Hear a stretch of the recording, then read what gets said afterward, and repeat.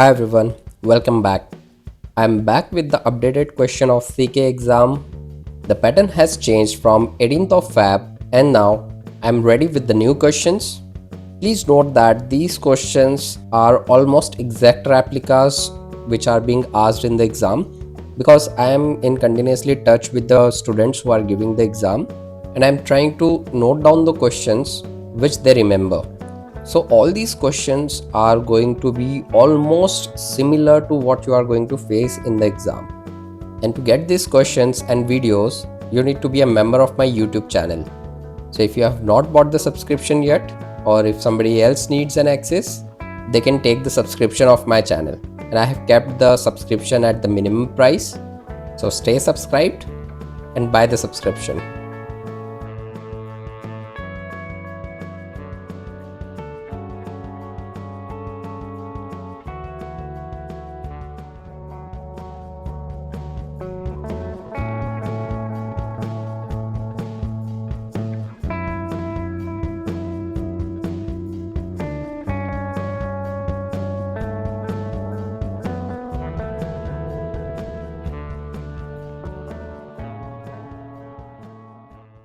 I'm back with question number 13.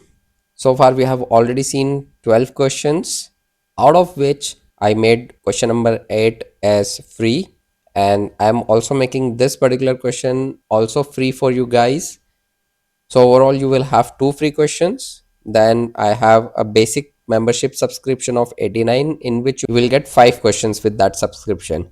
But I'm going to discontinue that one soon and you will have to take the high score one, CKA high score membership, to have access to all the questions. I'm going to upload more. Okay, so you will get access to all of them under the high score membership only. So please take the high score membership, not the basic membership, because basic membership I'm going to cancel soon. And don't worry, if you have already opted for that, you will get a refund if you have already opted for that.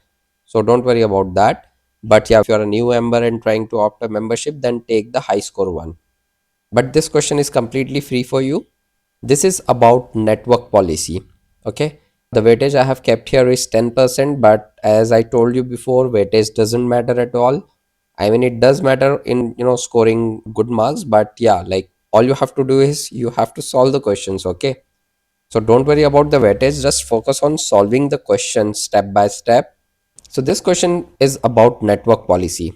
So let's go through the question. There are two deployments, front end and back end deployment. Okay. Front end is in front end namespace and back end is in back end namespace. So these are already given to you. These are present there. Okay. Now what you have to do is apply the least permissive policy to have interaction between front end and back end deployment. So you have to apply a network policy to have communication between front end and back end deployment, and you have to choose a policy which is very least permissive. Least permissive means minimum permission will be given. That policy you have to apply, whichever policy has the minimal set of permission. Okay, so basically there are three YML files that will be given to you. Okay, we have to choose one of them and apply it. So in the very first YML, pod selector of all will be given, and in the second YML, pod selector as well as name selector will be given, and in the third one, like pod selector, namespace selector and pod CIDR will be there. So I have created a sample policy for you to easily understand this one, and I will tell you like which one to apply. Okay, so as you can see in the policy one, this is like kind network policy, and here then the specification pod selector is quite open, and there might be a namespace selector which will be again like this, open to all. So here we can make out like this is very open policy. It doesn't restrict based on some labels or something. Okay, so this is very open policy. So the answer is no for this one. We don't have to apply this one because this is too open, and we have to choose the one which is least permissive. Now let's go to the policy number 2. So this is policy number 2, and here the kind is network policy. The pod selector is based on some label matching, that is backend, and the namespace selector is also there, the pod selector is also there. So this looks okay right now, like this is better than the policy number 1. So this looks okay, much better. because it is completely matching the labels of backend and frontend. So this looks much better. Okay. Now let's check the third one, if third one is better than the policy number two. Okay. So again, like this is the same thing. It is, matching based on port selector, namespace selector. So this also looks okay. But if we go down, there is a CIDR block on the basis of which it is blocking or allowing. Okay. So this is more complex, and this is again least permissive also. But the issue here could be they have given a CIDR range. Okay. And who knows the front end and the back end pods are in which CIDR range? That's not hard coded, right? So this could mess up the thing. So this is like overcomplicated. So we should select the policy which is least permissive and works in any case.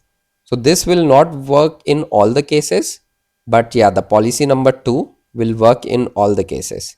Okay, so our decision is with policy number two. So all you have to do is there will be a file like network policy 2.yml, and the same content will be there. All you have to do is kubectl apply -f network policy.yml. Okay, you just have to run this command. So here, like, nothing much to solve, just to analyze the yml files and select the proper one and just apply it. So again, this will be a very easy question for you and a quick win.